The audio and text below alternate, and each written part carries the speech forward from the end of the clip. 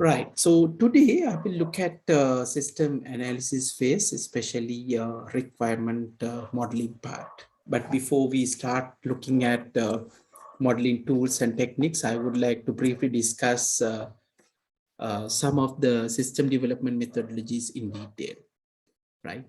When it comes to development of information system, we have to follow some, method which actually keep track of what we are doing, and that is very important tool to manage software development project.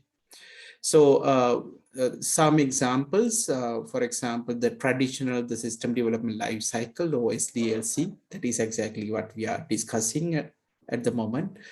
But there are many others. For example, today we are going to look at like joint application development, or JAD in short, and rapid application development, or RAD, or a very popular methodology used nowadays, that means agile.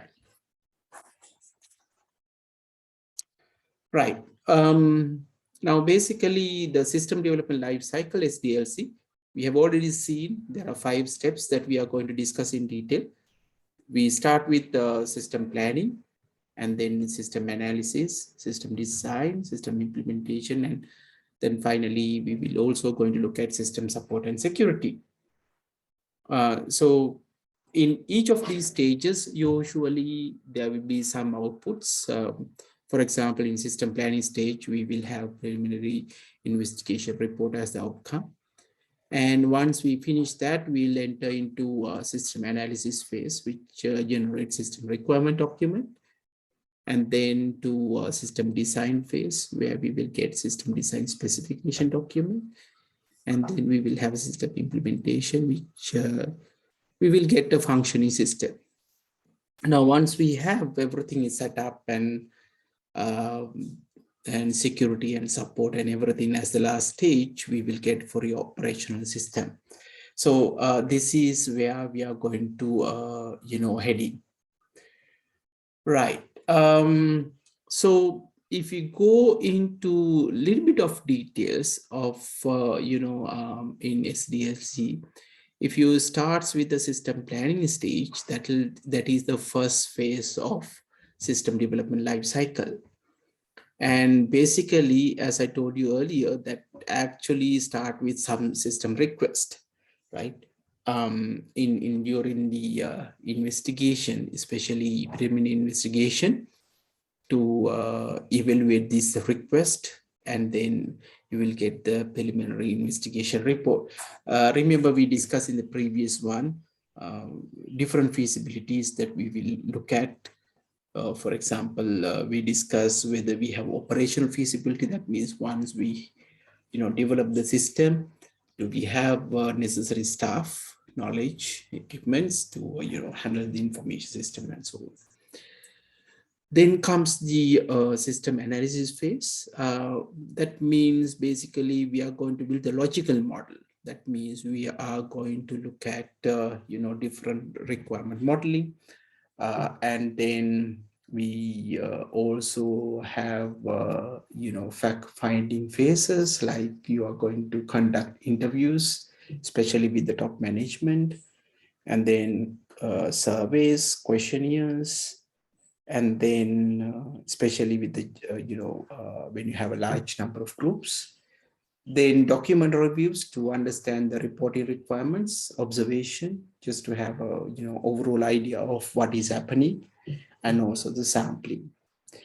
Right. And then during that phase, you build different process models, like you identify very important process models within an organization. Now, for example, when it comes to university system, we will have a process for student registration, right? So, for example, in master programs, we usually, starts with we open up an application process, we put up a deadline, and during that period, the students can, apply for different master programs with, their qualifications. So once we have these, application received by the deadline, then we have a team which goes through verifying the submitted documents, and also like sorting out whether they will meet the minimum standard of education requirements. And then finally, we have to sort it out for maybe further the interviews. And then we need to conduct interviews, and then, select, let's say, the program limits to 30 students. We have to limit the number of, students who actually apply for registration. So you see that now, although it's very lightly say, okay, student registration, many things happening up. And if you want to plan well, we need some kind of a modeling techniques. Like one of the things we are going to do today, actually, we look at some of these tools available for you to model these processes, right? So that is actually one of the processes that I mentioned within, the university system. So likewise, can one of you maybe, talk about some of the processes, happening within your organization? Can you give me some examples so that others also can learn from you? Any volunteers, please?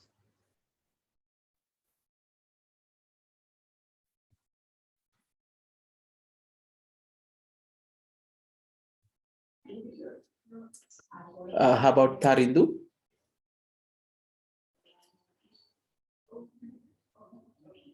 Tarindu, what is your organization? Sir, I'm from University of Peradeniya, sir. Okay.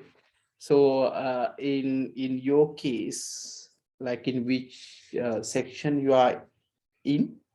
So I'm working at Network Communication Services Unit, sir. Okay. That means to learn or NCSU? NCSU, sir. Okay. So Tarindu, like, can you tell me like what kind of processes you are getting? Like, let's say the server service down and a request for maintenance, like you are getting requests like that, is it? Yes, sir. Sure, Okay. sir. So what happens there? First, sir, we are getting the request from the when server is down. First, we are getting the email from the relevant web web web users, sir. Okay. Likewise, we are going after that. We are troubleshooting that thing, how to recover that point, sir. Likewise, we will recover the sites. Okay, so do you have a ticketing system when you have like Yes, a large number? yes, we have ticketing systems. Okay, so you We have are using OS ticketing. okay, so you have OS ticketing. When there's a failure, you have to register in the system and you get a ticket, and then you wait for system, and you go inspect the site first, like No, how sir. We will inspect the sites before the users will submit the tickets. After that, we are following that ticket, and likewise we will troubleshoot the relevant matters. Okay, thanks, Taridu. Okay, so as you can see, like Taridu is working in NCSU, which means like that is the place where like all the networking, facilities available. Most of the servers are handled by them. When we have 9 faculties and various number of departments. I think they are one of the department with very less number of technical people there, and they are getting a lot of requests. So you need that, although it's maybe maintenance, you can say maintaining a particular service, but then again there are a lot of processes going in. So if you would, let's say, build an information system to handle all these requests, you need to first know what is going on, what are the processes. Similarly, yes, anyone else that you would like to contribute? Picking one of the things that you do and, identify, explaining what is happening there.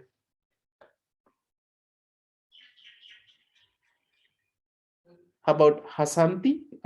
Can you tell me like a little bit about your organization and what kind of things you are doing? I'm working at agriculture department. Okay, Hasanti.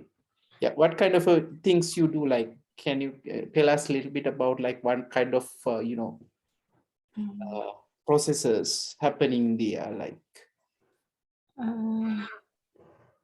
uh, in our unit, we are doing IT solutions for agriculture, uh, that farmers and the other internally organization. Uh, okay, so that means like somebody can request from you about like some of the services, and then you provide that service. yeah, mainly we are doing some agriculture that related apps and other website maintaining like that things Okay. in our field, and uh, in there. So when you say maintaining your website, like how it happens, like Uh, who will request new information? Let's say there's a request for updating a website. yeah, How how that happens within your organization? Who's responsible? in the top level management, they are requesting some upcoming events and the news and other relevant uh, newly details. It means nowadays we are doing that home garden system like that.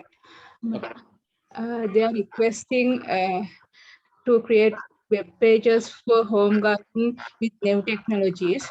Uh, in so we are updating our website with the new techniques and the technologies uh, regarding to the uh, agriculture field. That, uh, mm, Yeah, thanks, Hasanti. I think that is clear that when it comes to updating a website, let's say that is kind of a process within your organization where like many different parties are involved. That means the top management will request what kind of updates they need, and then there'll be another persons involving and really updating the system. So what I want to tell in here is like during that, so we need to know if you like want to, let's say, have an information system to handle everything within the organization. So you should understand these processes, and every process you need to understand what is really happening there. Now, like I said, in our university system, when I said student registration, that is one of the processes that we will have, and many parties are involving. And similarly, then once the students are registered, so, conducting the program is another process, and then maybe conducting examination will be another process, and then finally make your graduation, or like making finalizing this group might be another process, and so on, right? And so that is like something that we are going to understand as different business processes function, decompositions, like different functional units we need to identify that happens during the system analysis phase. Okay, and then we'll have the system design phase. We actually understand, identify, for example, user interfaces, like, how the system look like before we actually building it. Like, what are the things that we are going to have in the interface? Now, for example, think about like different user interfaces that you will see in ATM machines. Like if you have like a couple of, bank accounts, you might have seen like these are different, right? Same functionality, but they have different user interfaces, and sometimes you might prefer one over the other.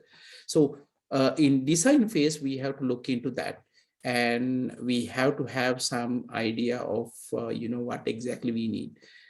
um, and and and also in during the system design phase, we identify the outputs, input, and also the processors. And then like things like you will also identify application architecture, and sometimes it's not only software, that means application architecture. Sometimes you have to identify the hardware architecture as well. Now, for example, nowadays we have to decide whether we are going to have our own servers like hardware, system, or are we going to put into cloud? These things that we need to design within the system design phase. And then once you have this, the programmers can actually, get this logical design, and then they can develop the program modules and actually the coding. Right. So system design phase, we will get what we call system design specification. Now, then the system implementation stage, actually, we are going to look at in detail in the actually coming sessions. But for the time being, so this is the place where we actually create the system, which means we have to have a user interface implementation, as well as if you have a backend, front end. So these programs we need to write, and we have to test, and also the documentation, right? And finally, we need to also install the system. So now, if the information system requirement is a common one, usually you can purchase, right? So for example, inventory management systems are quite common, or POS systems are quite common, so that you can actually purchase. So if you purchase the system, then what you need to do is maybe you have configured, you change some of these configuration details, and then do some modifications to match it to the organization, and that's it, right? Or else, that means if you start from scratch, then that means if you have very unique, software requirement, then maybe you have to start from scratch. That is something like when you want to buy some clothing, maybe you can go for ready-made clothing, or you can have custom tailor-made clothes. So that is actually the one of the decisions that as organizations to make based on different things like cost and the time and things like that. So finally, the objective of the system implementation, right, is to deliver the functioning, the system, and also the documentation, right? Documentation meaning like sometimes user documentation, how to use the system. Technical documentation is like, for example, if the system is, let's say, monitor and also like maintained by, let's say, the IT department. So those who develop the system should give them necessary technical information for them to start with, right? So the outcome of this is usually is the system or functioning system. Then comes the last one, which we call system support and security. Okay, before we move on to that one, I would like to ask some of those students, like, their systems, what software systems they already use. Are they custom tailor-made ones, or are they using commonly available information systems? Right. Okay. How about Sivakumaran? Can you tell me a little bit about your organization? Yes, sir. I am working in a software company. Okay, yeah. Okay, that's great. So you have a clear picture, I guess, although we talk about this. Okay, so what kind of a software you use within the organization, like to manage all the software that you develop? And do you have a system like that, or like how it exactly happens? We use some external softwares like Trello and Bittrex. In there we can we have that documentation and our task assigned that Trello, like, yeah. So we So can, that all the software modules you handle with this Trello, right? yeah. Okay, yeah. So can you tell the others? I think some of you may not know exactly how this Trello works. So how the team or project works in Trello? Our project manager assign our task for everyone in Trello. Yeah, I'm just showing because like I think some of you may have not experience with the Trello. Yes, you start with the project manager and then So we can see our task here. When we complete, we can mark as done. So that means if you can see like here, like you have to-do list, that means, and then your development members may take some of them and they goes under doing, and once they're done, you put it into done, right? All these communication happens within Trello. Yeah. Okay, another quick question, like how do you like handle your salaries and so on? Do you have another system when, let's say, you want to make a leave request? So that also can be done within Trello, or is it like some other software you're using? For leaves, we usually have an email, not using any settings. Right. Okay. Thanks. Thanks. I think it's very thoughtful to understand. Trello actually we are using in within our departments, so that's why I actually just show you. So it's a coincidence. So we didn't plan for this. How many of you actually familiar with Trello? The others? Anyone in the class who familiar with Trello?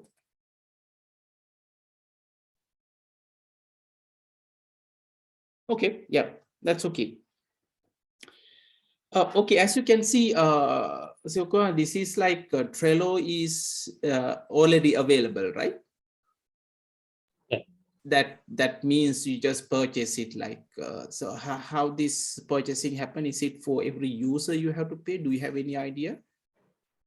Or is it free? We use free version. There may be a paid version, so I think so. Okay. So I hope that they have, configured a way that it suits to your software company. Yes. Okay, thanks. So as the word says, see Kumaran's, their what is your software company, by the way?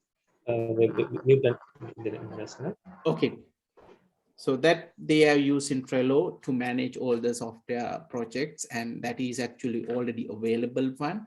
They have purchased it and they have customized it. Right. Thanks for your contribution. Okay, finally we will have system support and security, and usually you have to maintain the software you have, which may be there could be IT department who actually maintains this. Now, for example, I'm working in the engineering faculty and we have several software systems used. For example, system to manage course registration from the students. Now, how it works. Every semester we have some core courses and optional courses. The student has to register those courses in the beginning before start the semester. And then they have to get the approval from the staff member, that means the advisors. And this system actually developed by our staff, and they are the ones who actually maintain this. So time to time, lecturers will get the request, and then they will implement some of the features. So you can see, so in any organization, I believe that you have IT department or some staff responsible for maintaining, enhancing, and also the protecting system. So sometimes, people can, try to break the system. For example, we have the student results registered in a software. So we are very careful. So that means we also have the software system. At the same time, we have a manual system where keep hard copies of all the results coming from the staff members, because we have to make sure that the system will not break up. So the security is also another important aspects. So usually during the maintenance, they would, correct any errors, because these software systems is actually not perfect systems. There could be like human errors, and sometimes you might not expect things happen. For example, year 2000, we had this issue because earlier we used to represent year with only 2 digits, and when the year 2000 came in, most of the software systems got stuck, right? So they have to either write new programs, or maybe some corrective measure has to be done, right? And for example, now as the text says, when the tax changes, like tax rates, so you have to change the system. I think this is actually happens now with the new tax rates. If you already have tax, if the organization pays the tax, then organization has to calculate for tax rate for each of the employee, which is now you need to change, which comes under system support and security, right? Okay, an objective of this phase is, you have to maximize the return on this investment. What do you mean by that is, like, you spend some money on the software, and what you get return, right? You have to measure in some way, and then you have to make sure that you are getting the maximum return, right? And then security, you have to have both internal and external threats. There could be like physical in the premise where you keep this system. For example, in our engineering faculty, or the results are kept in a confidential area where only allowed or authorized members can enter, right? That means the physical security. Apart from that, then software side also, we have some software we use for that. And what we expect as the outcome of this stage is like very secure system, well-designed system, secure, reliable, and also maintainable and scalable. It says like when the number of students increase, the system should be able to support the system in our case, right? So these are the some of the phases in standard development life cycle. And the next one that comes as joint application development. This is another software development approach, software team-based approach, or RAD and Agile. In joint application development is like you use fact finding and requirement modeling. That means the users also being in the development process, right? This is how it works. So the JAT team, usually they meet in period of days or weeks, in a special location. It could be your conference room, or maybe in the off-site location. And what they do is they analyze the existing system, and users are there, I told you, as active participant. Anyway, this all the model methodologies, we see that user is active participant in the software development, and they take the user input and expectation and then document their requirements. And one of the advantages that you will take is, compared to, let's say, the standard development life system development life cycle that we have seen earlier, is the users play a key role here. Because at the end, this information system going to be used by the users, and we need to look at the users expectation. So that means this can be have like more accurate statement of requirements. You have better understanding, and also the success will be higher. Success of implementing the information system will be higher in these particular cases. Right. If you look at any disadvantage of this technique, could be expensive, because like you see that a lot of meetings happen, and if you have a lot of people, what will happen. Takes too much time. Handling project might be an issue if the group getting large.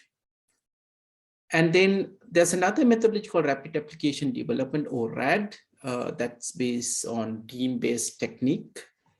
And then also will speed up the information system and produces function development information system. And also the product will be a new information system. Right. Okay, so if you compare the RAD with the system development life cycle that we have discussed, is you have 4 phases which parallelize our traditional system development life cycle. So let me come up with picture will show this. Companies use RAD to reduce the cost and development time, and also the probability of the success that actually some of the things lack in system development life cycle.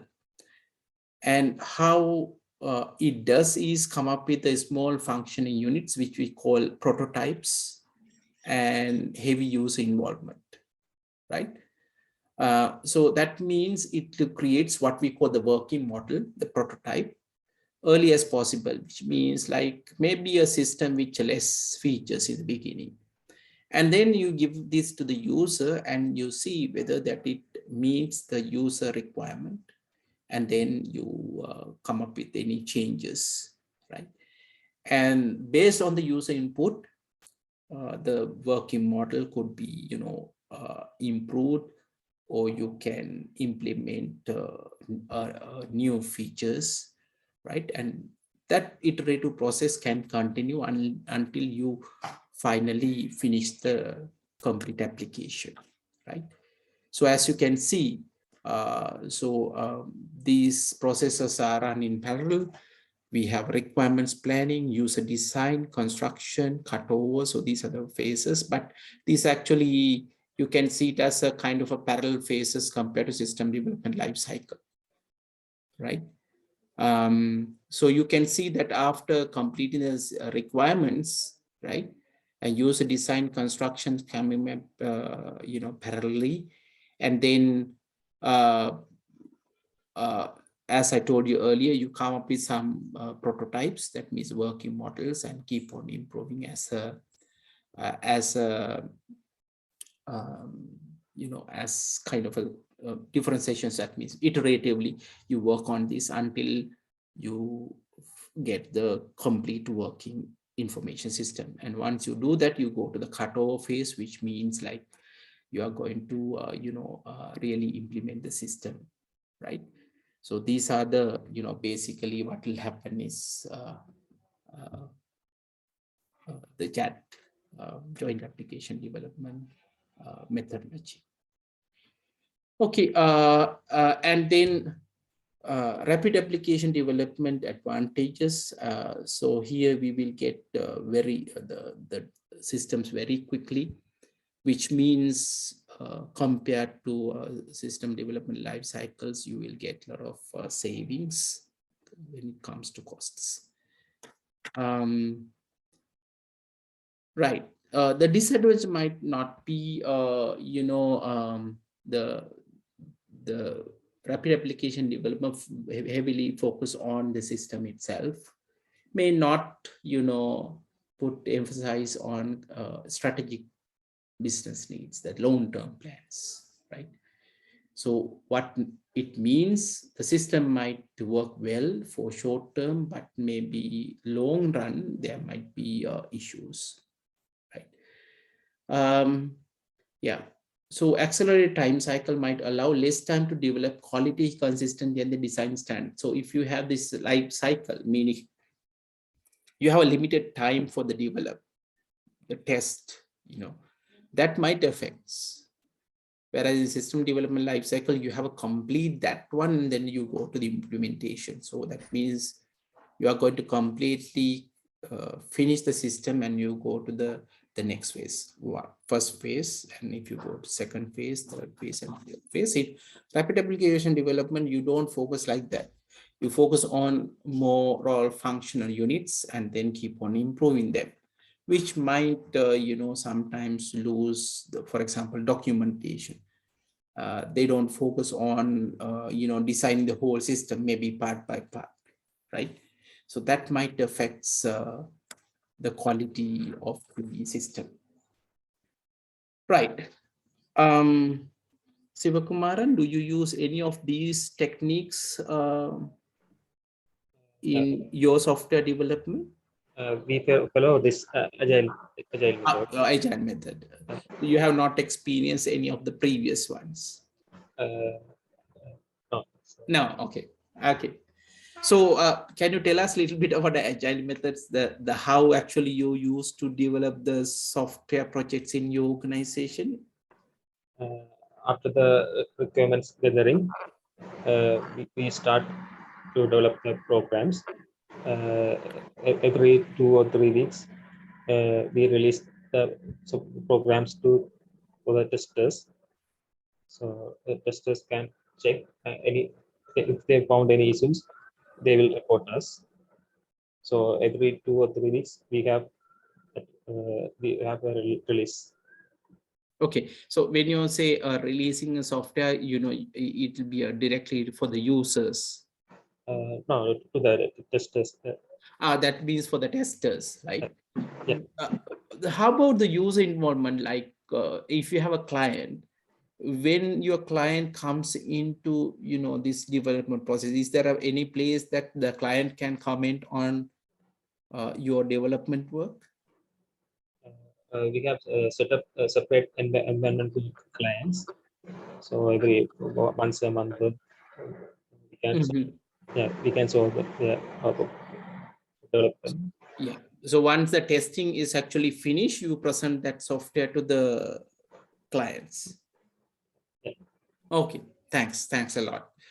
So as you can see, Agile is the, I think, extensively used method to develop these information systems.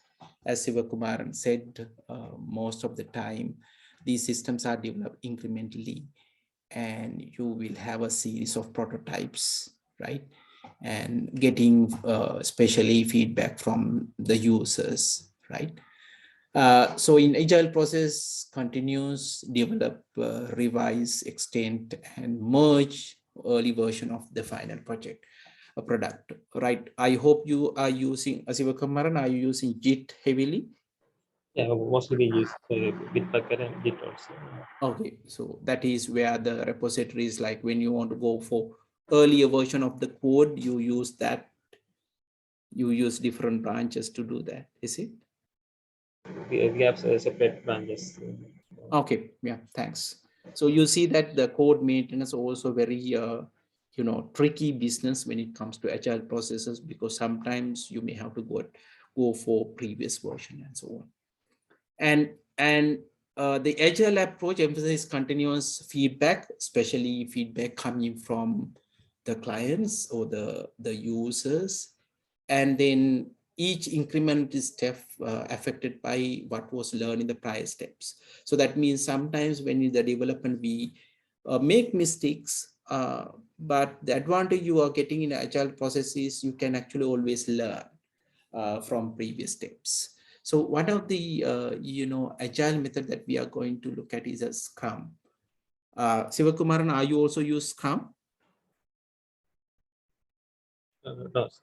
Okay, so what agile technology, is there a name that you have used?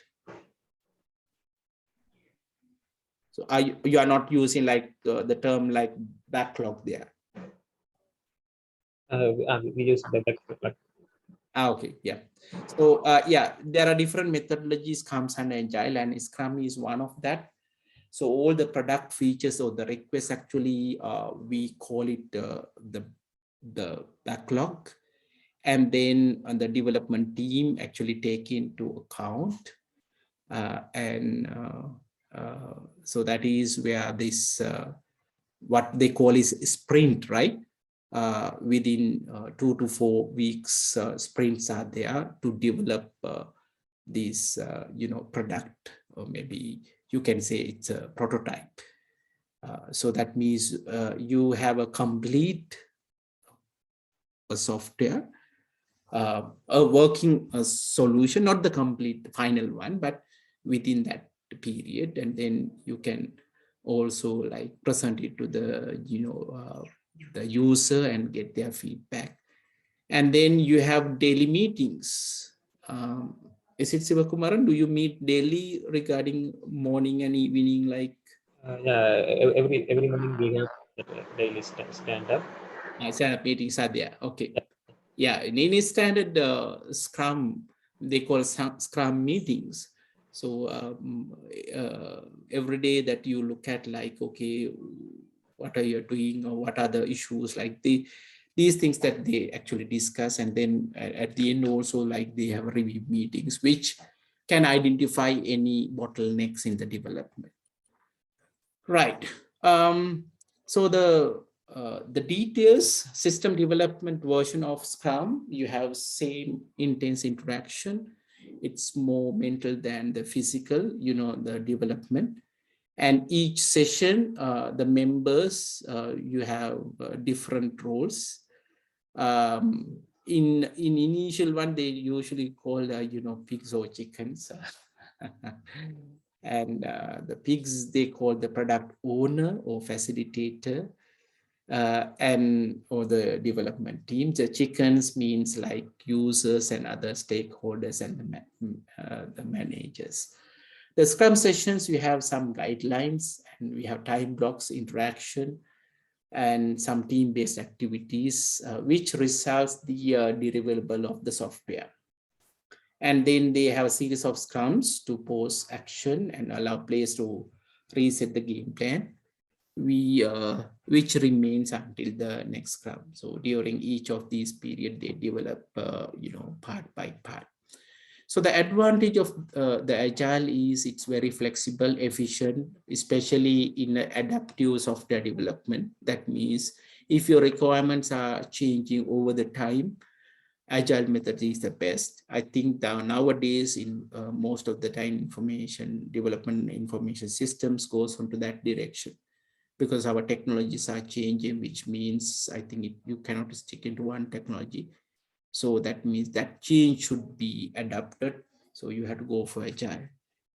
Then team interactions and how they, relate to each other based on the values, and frequent deliverables and the validation, so which will reduce the risk of failure of information system. Now the disadvantages of agile methodologies are typical ones. You need to have a high level of technical and also the interpersonal skills, because within the organization, as well as when we interact with the clients, your interpersonal skills must play a key role. And one of the issues is with agile, sometimes you might not look at document in detail, because in standard life cycle development life cycle, usually the documentation will become big. You have a design documentation, technical documentation, and so on.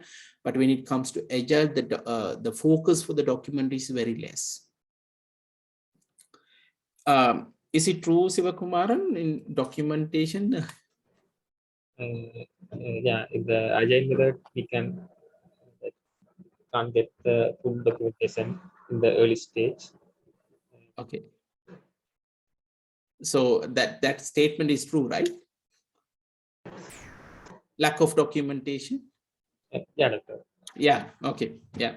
So in the early days, like there are heavy focus on documentation, user documentation, technical documentation, and so on. But now when it comes to agile, the focus is very less, which might, introduce some risks, right? And then another one is like, when you start a project, you have an overall idea, and when you stop, if you follow the agile, there can be significant change what you have planned and what you have, what has happened in the development. So those are like some of the disadvantages when it comes to agile technologies.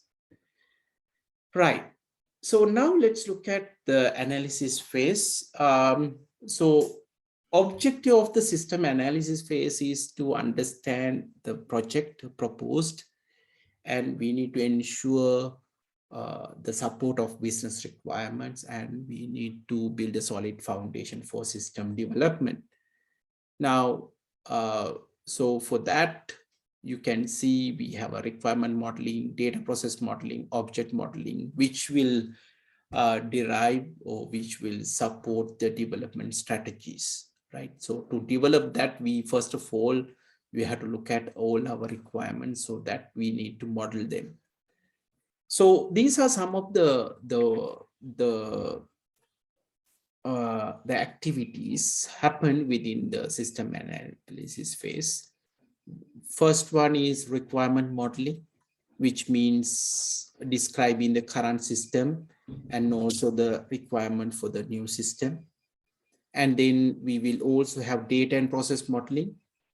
We have to represent system data and processes, especially an graphical way. For example, business process modeling, which we are going to discuss today, which try to, identify each of these, process in detail. And then object modeling, again, representing data and process as object, especially if you're using object-oriented, development strategy. That might be one of the things that you have to look at it. And the development story, development strategies, what kind of a development strategies that you are going to use.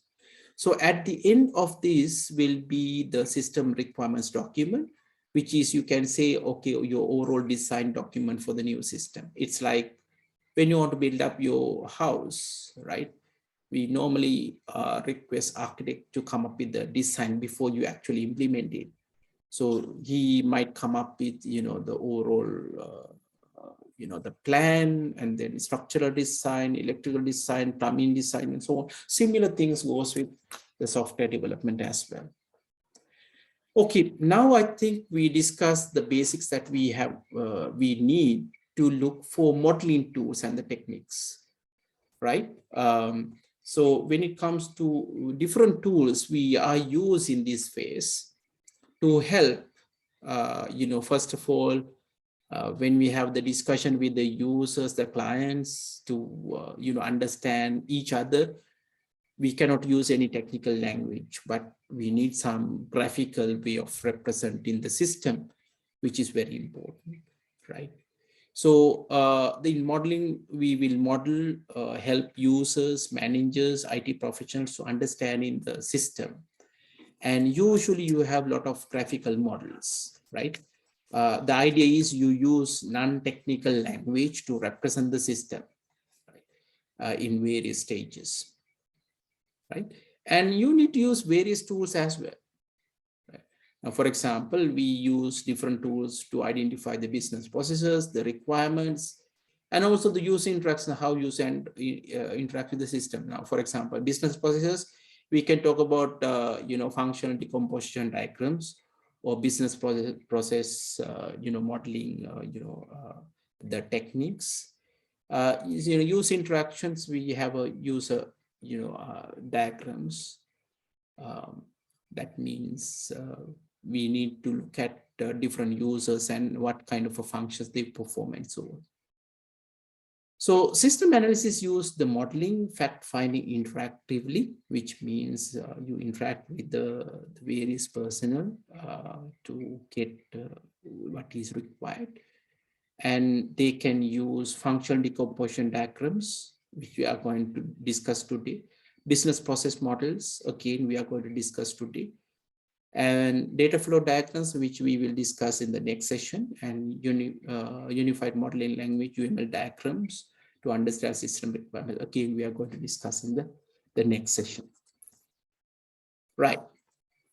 Let me start with the functional decomposition diagrams. That means you need to understand, when you have a system, you need to understand how the functions are decomposed into different, functions of the processes. So analysis can show the business functions, break them down into different levels of the processes, and you can use in different stages for the development. Now, for example, if I take the university, in the university, we can represent for example, we can functionally break down as faculties and then the departments and so on. That is actually one way of looking at, breaking down the functionality, right? So during system modeling, you can use functional decomposition diagram to model business function and show how they are organized into lower level processes. Very important, right? Because that sometimes you can actually draw functional decomposition diagram to show how your software actually works. Your software, there also you have a different functionality, right? So particular software can be put into a functional decomposition diagram to show that how the software can, accomplish the requirements, right? You can show different, functionalities.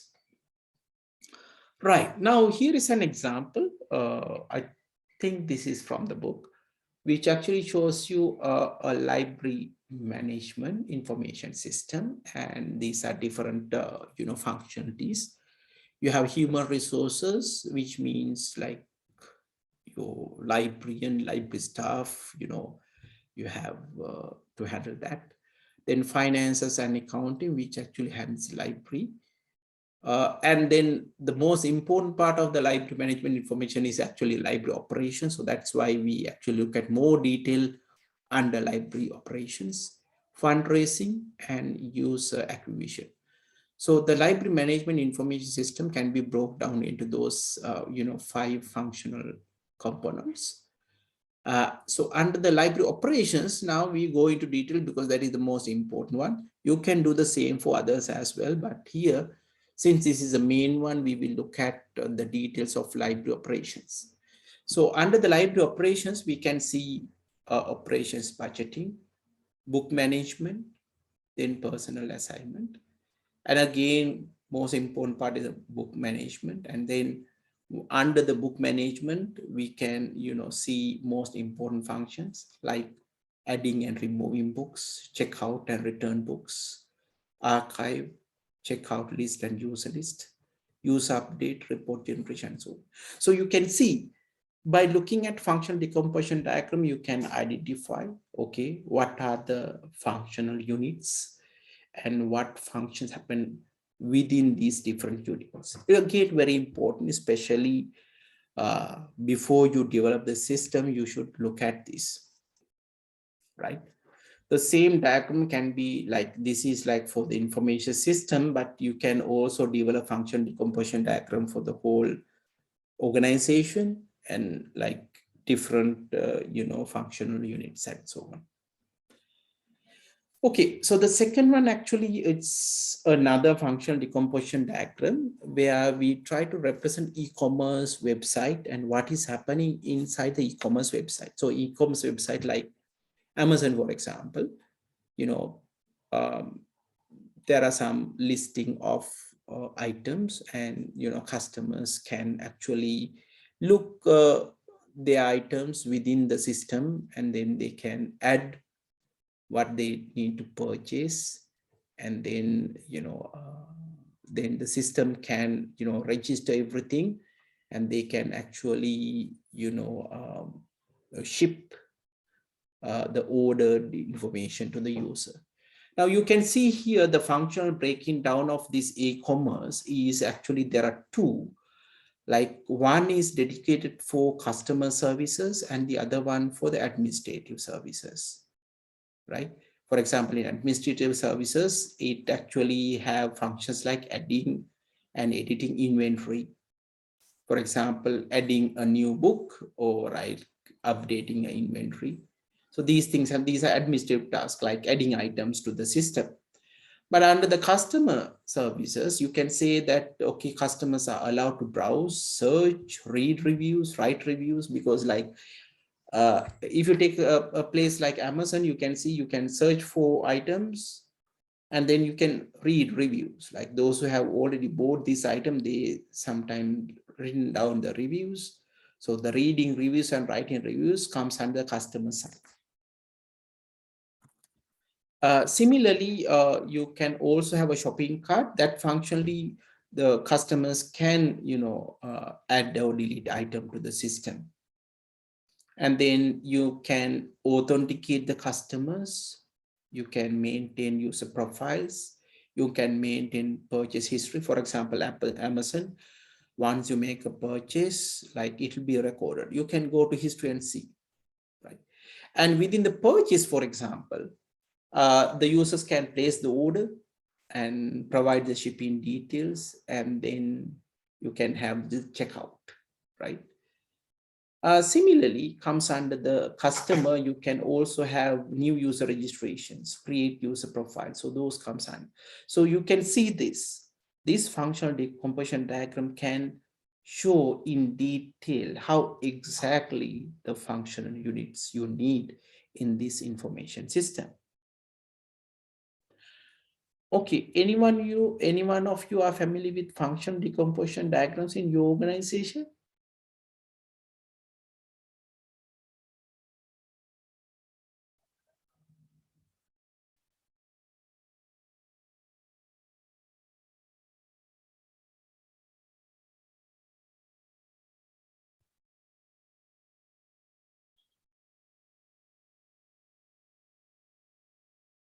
Okay, for example, if I take university, for example, in university also we have, different service units. Like, for example, if I look at broad level, we have student services, we have academic services, and we have non-academic service units. And each of these units perform differently when it comes to student services, for example. We look after their accommodation, for example, their graduation related things like, that information. So that handled by the student services. In the staff services, maybe the loans, the salaries, right? That kind of services are provided. And sometimes even the housing handles through the staff. Same goes with the non-academic staff as well. So the similar function is are there, right? So you can see, similar kind of, breakdown you can represent.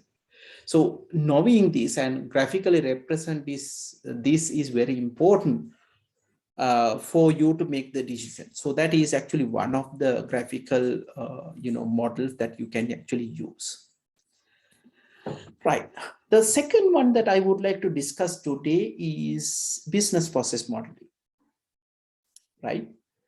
So that means I told you, like, even any organization you will have, you see different processes, right? I told you about student registration. That is one of the process, right? So knowing that what exactly happening is very important. So people come up with different, representations. There are different actually modeling tools used. I would like to show you like some of them. Right now, for example, order processing system, that means when you're placing a order, right? What could happen? So in this system, we see the processes of two types of customers. One is how new customer, second one how existing customer, right? Okay, so let's say you are trying to order place someplace. The first thing that they might ask you is whether you are a new customer or whether you are a existing customer. If you're a new customer, usually you need to register in the system. You have to provide your financial information, like if you, for example, credit card, right? Details. So how do you purchase, right? So similarly here, it will represent, how the processes of updating the credit data and the validating the status, then only they are going to assign you as a customer. Once the customer becomes existing customer, because once you get this, then they can actually place the orders, right? And then they can prepare the billing, and then they can prepare the shipping data. So you can see, so in business process modeling, so sometimes you see these different units, So these different units give you some hints. Now, for example, these are represent the one of the processors. So within the processors, you have different lanes, because lane means, I will come into that with another example, where you can see like different within the same thing, within the same organization or within the same process, we have two types, right? Or maybe you can have two levels. We identify these processes. So in these are actually called tasks, and the arrow indicate that this is the sequence. So sequence means once you start this process order, then you go for prepare billing. Then once you finish, then you go to this. So this is represent the sequencing, right? Let's look at another example, again from the internet, where we will actually request for a leave. And in this business process modeling, it represents one of the function units, the company. And then there are three levels, in this case 3 levels of users. And we are going to look at how an employee requests a leave and how the leave is granted. So this will indicate the start of the event. So this is the start, and this is the first task, is the filling the leave application form. So once you do that, you need to submit for the approval. Now when you look for the approval, the manager gets this request, and the manager has to evaluate the application. And the manager is the ones who are going to make the decision. So this one is called gateway. In gateway, manager assess whether this could be approved, because depend on the decision. If this is, let's say, the leave is not granted, if you say no, then you need to inform the user that is declined. And this is the end of the event, right? This indicates end of the event. If the request is granted by the manager, you inform the employee that request is accepted, and then you inform the HR department, because HR is the one who actually manage application, and then employee take the leave, and that indicates the end of the event. So you see that this will indicate the whole process. This is the event. These are the processes. These are the sequence.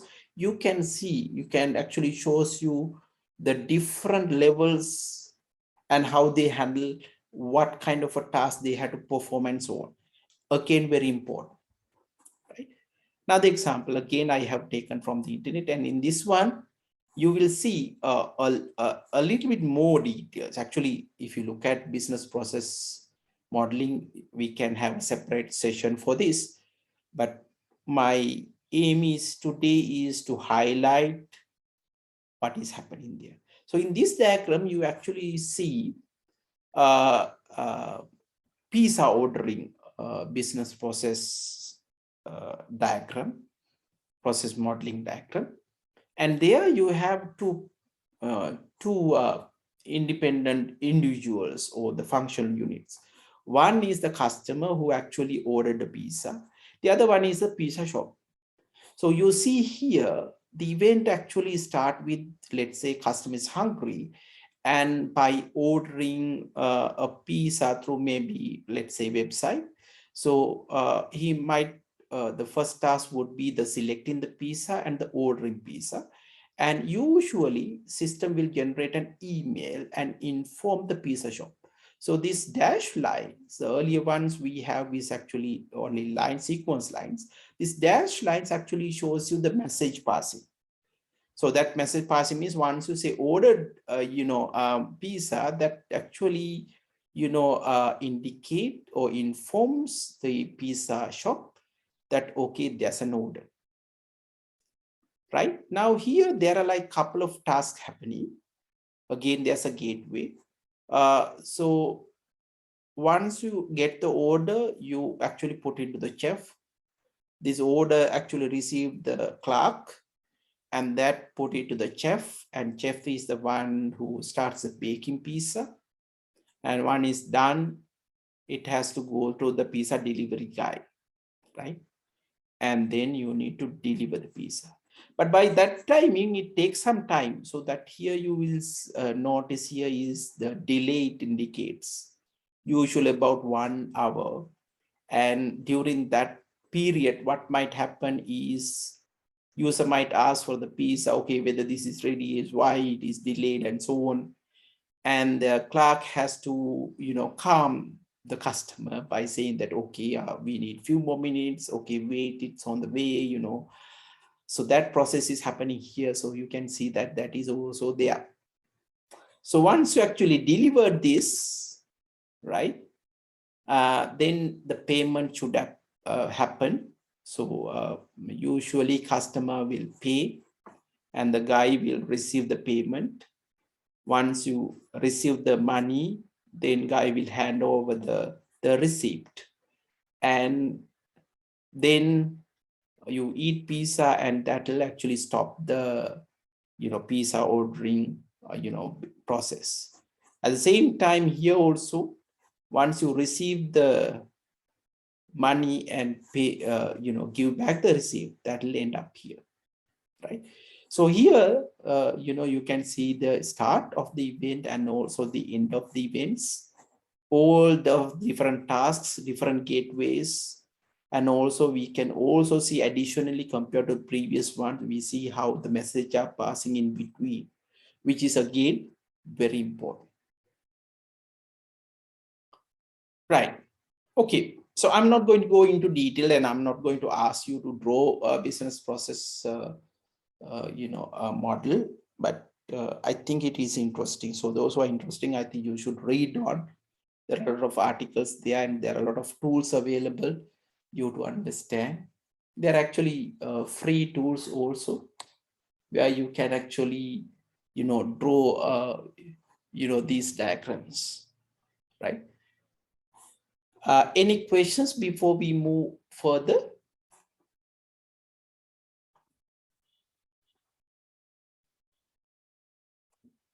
How many of you are familiar with the, by the way, business process modeling? Anyone in the class?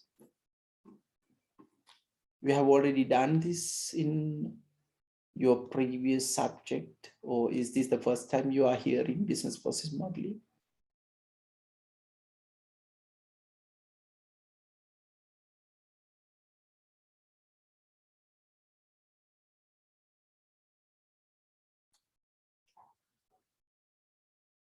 Okay, no issue.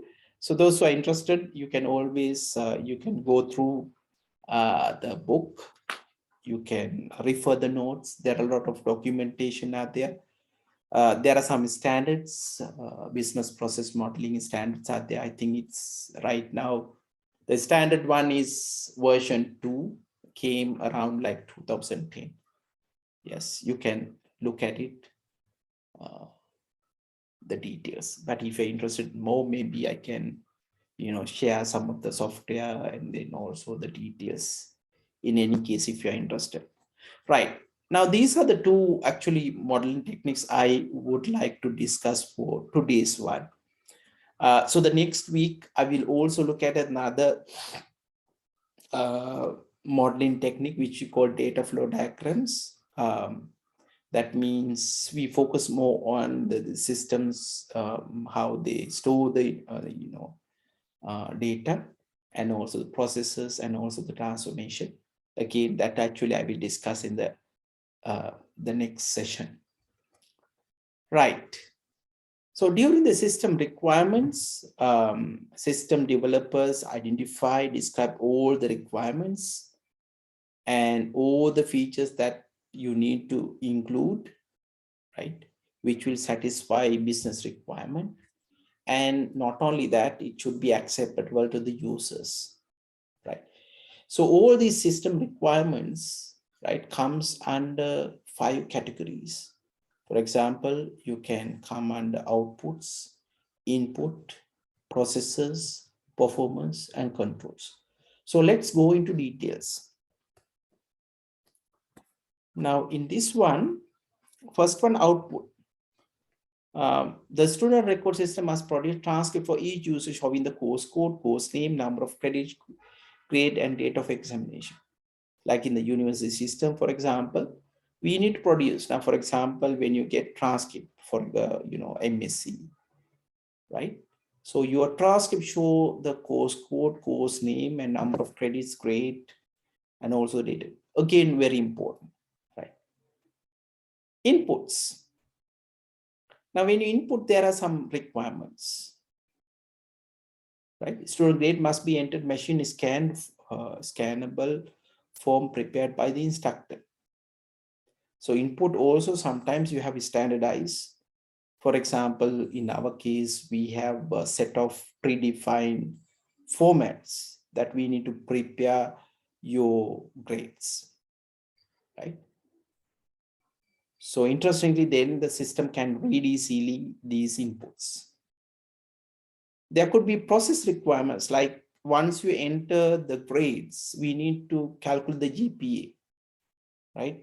So GPA for each semester, that is very important, because sometimes based on the GP and based on your performance, sometimes the master student can go for a MPhil and go for a PhD. Now, right now you are enrolled in a MSc. If you actually perform well and if you have a higher GPA, then you are entitled to continue your studies to a MPhil, which means you have to work on another 1 year research. Again, if you are like excel that one as well, then you can qualify for the PhD. You don't have to register separately. That's how the system works, right? Right now you are registered for the MScs, but if your GP is good, then the system or the lecturers can suggest you to, okay, why don't you, continue this for MPhil. I think a couple of years back, this happened to me. One of the students worked with me for a project. Actually, she's a student, the school teacher who have not learned, machine learning at that time.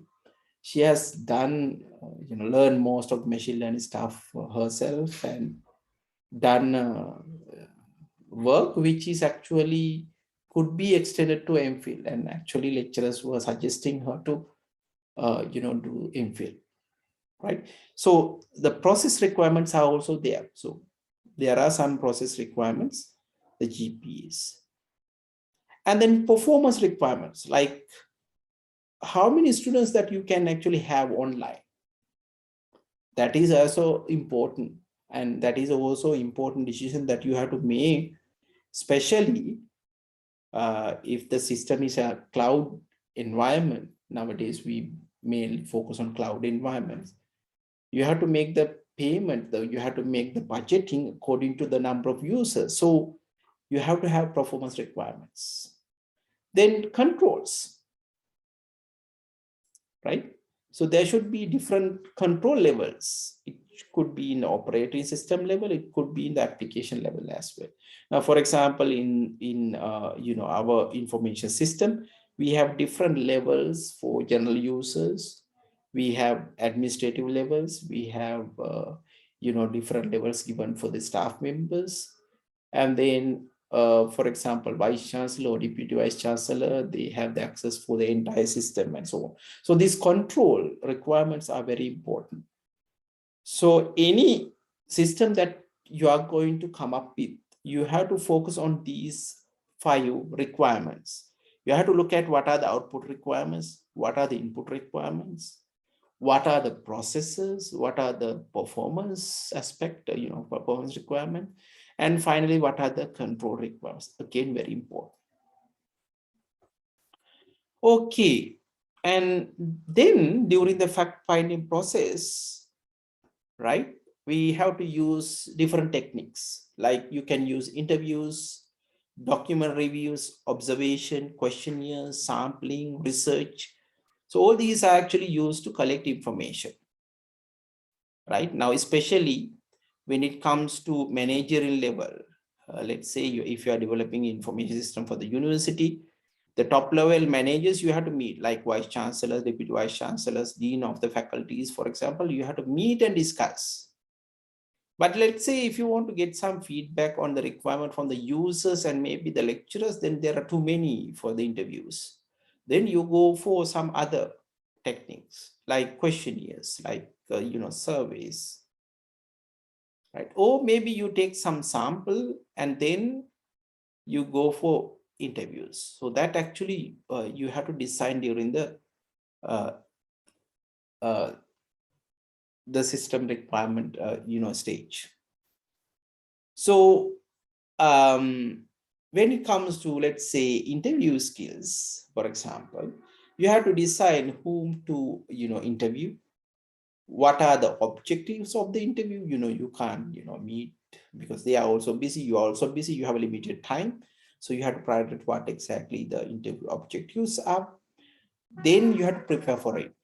You have to maybe come up with a questionnaire, you have to decide on what to be expected, right? So there could be like software tools which actually help for this. So sometimes you can have tailor-made software solutions for this process. Okay, to conclude today's session,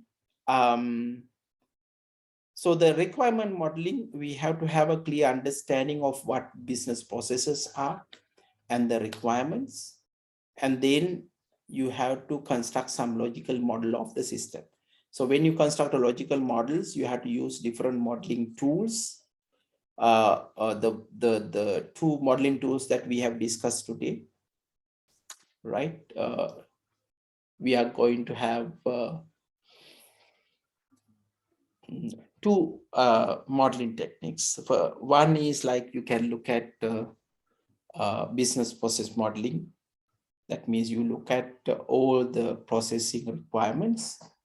You identify the different tasks, their relations, right? Different independent entities and so on. And functional decomposition diagram, that is the one we have learned earlier, that you look at depend on the requirement, you identify what are the important function units. So those are the things that we have basically discussed today's session. Right, with that said, now we are ready for our group work.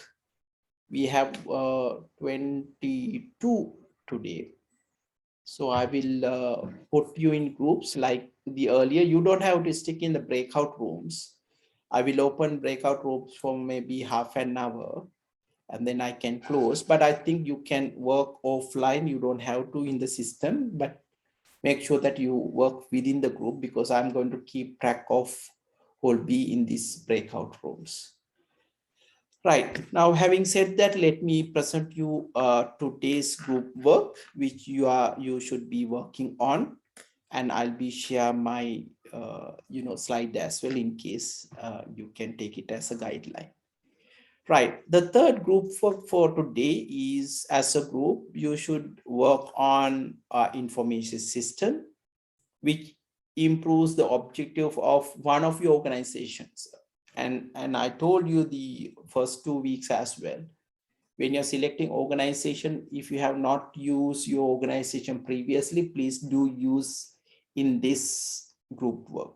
Do not use the same thing again and again, because when you look at different organization, you are going to learn from each other. That means different organization have different requirements. So first one is you select one of the organization and also to select one of the information requirement. Right. Once you do that, identifying the organization and the system, identify system requirements for the system under the 5 categories that we have discussed. Okay, what are the output requirements? What are the input requirements? What are the process requirements? What are the performance requirements? And what are the controls? Right? So that's 5 categories like what we have discussed earlier. You need to identify first. Then the second one, I want you to come up with the functional decomposition diagram for the system. Right? Third one, I'm not going to put it as a compulsory, but if you are keen and if you are really eager to learn, maybe you can come up for business process model for this, right? Because selecting a one process and coming up with, if you can come up with a very simple one, not a very detailed one. Actually, if you look at the process for modeling, you can have a very detailed process models. But since we have not talked about in detail, only we look at very briefly. I'm not going to, stressing you to do that. But at least I want to do this. So let's start the group work. Before start, any questions you might have? Doctor, excuse me, for the third option, business processing model, which is used to that active-based diagram is okay, doctor? Yeah, that's okay. Okay, thank you, doctor. Yeah, if you need it, like it's a additional one, Yeah, because we it's have addition. discussed, we have not discussed in detail, because business process modeling, you can even take the UML approach where there are some notation for UML as well. What I have presented is very, simple diagrams where you have a start of the event, end of the events, you have gateways and you have tasks and so on. Yeah, you can learn a lot, by referring the available material. But if you need it, like, let me know, I can post it to you. Right. Thanks for Thank you, doctor. yeah. Okay, I'll put you the submission links in the system as well, so that once you finished, you can upload the group work assignment. And please pass the message to the others, those who could not participate. They should work the group work individually, submit before the deadline. But remember, you might not get full marks if you're not participating group work, right? So I think that is obvious, because I have to give more marks to those who are present in the lecture and also doing the group work in the same day, which is, I think, reasonable. Right. Having said that, let me put you into groups. Excuse me, doctor. Yeah.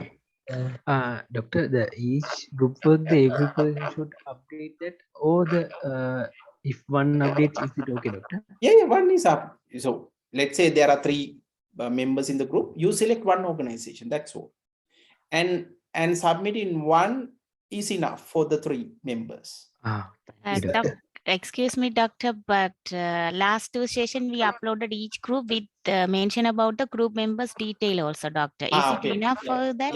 Yeah, that's okay. That's okay. Okay, thank you. Yeah, but reduce the burden. I think better as a group you submit one, submission. What submission is enough, and in the submission you can mention who are the group members. But anyway, I have a track of who are the group members. Yeah, we have already mentioned about the group members, doctor, which is the room we mentioned about as our group number, doctor. Yeah, that's okay. Yeah, Right, use the room. Yeah, use the room as a group number. Yeah, yes. I didn't mention it. Yeah, we have already used it same like that, doctor. Okay. Yeah, that's okay. And thanks for asking the question. Doctor, small thing. Do you share now that slideshow, the today lectures? Yes, I will also upload that slides as well as the group work into the system, and also the submission link. Right. Yeah. Doctor, yeah. Doctor, the first question, what do you mean by the controls? Yeah, controls in the sense like, for example, if you go to my previous one, you can see what exactly mean.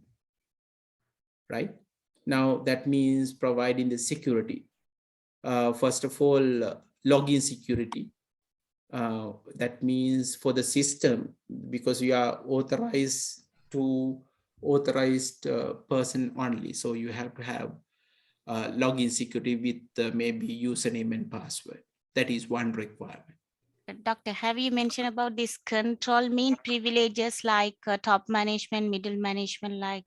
Yes, exactly. Yeah, for Some example, of few pages, I think example for university LMS system for the vice chancellor and the lecturers, each of them has control few of pages they can view and access all this. exactly. Now, for example, general user may be allowed to view only, and middle user, maybe operational level, can enter the data. And then manager level, maybe you can add and change, and top manager can have all the access, which means you can even delete, so that kind of requirements you understand, identified under the control requirements. Doctor, excuse me, when it comes for this group work, have you mentioned about the controlling part for the each top management can view and edit, or the operation levels, all these things? Yeah, very briefly mention. You can mention you can go into detail as well. That depends on for example, in two previous submissions, some submission I have seen you go into very detailed one, which is I am very happy. That means you actually thought in detail what are the requirements. But at least if you are unable to go into detail, at least in very briefly, at least identifying what are the user level that you are going to have in your system would be enough. For example, in university system, I can say, okay, the different types of users are, we categorize into 4 groups, like top management and with the middle management. Then we have operational users and the general user. So even mentioning that would be enough. But then again, you can go into detail and think about, like, for example, in database level. For example, in database level, you can even think about, like, okay, some users allowed to view only, some users only view and insert, some users only view, enter, and then edit, and so on, right? But even mentioning the levels, that would be enough for me. Thank you, Doctor. Right. So let me put you into groups.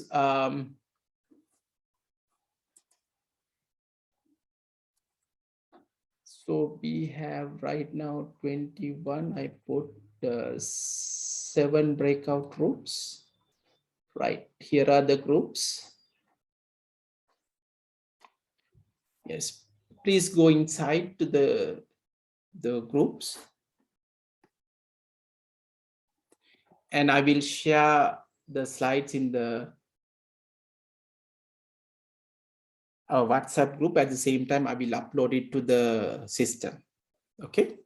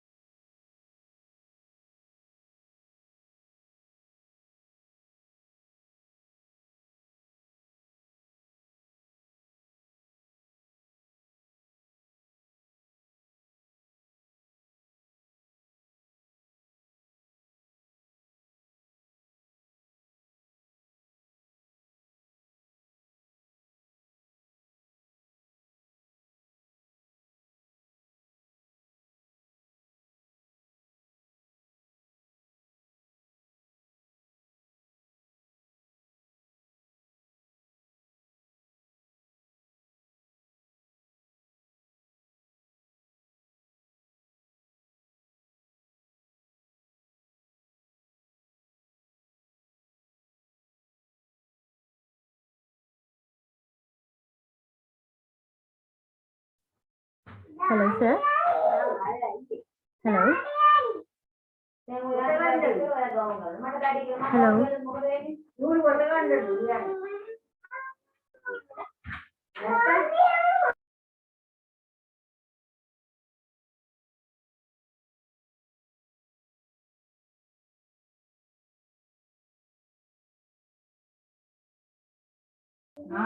Hello, sir.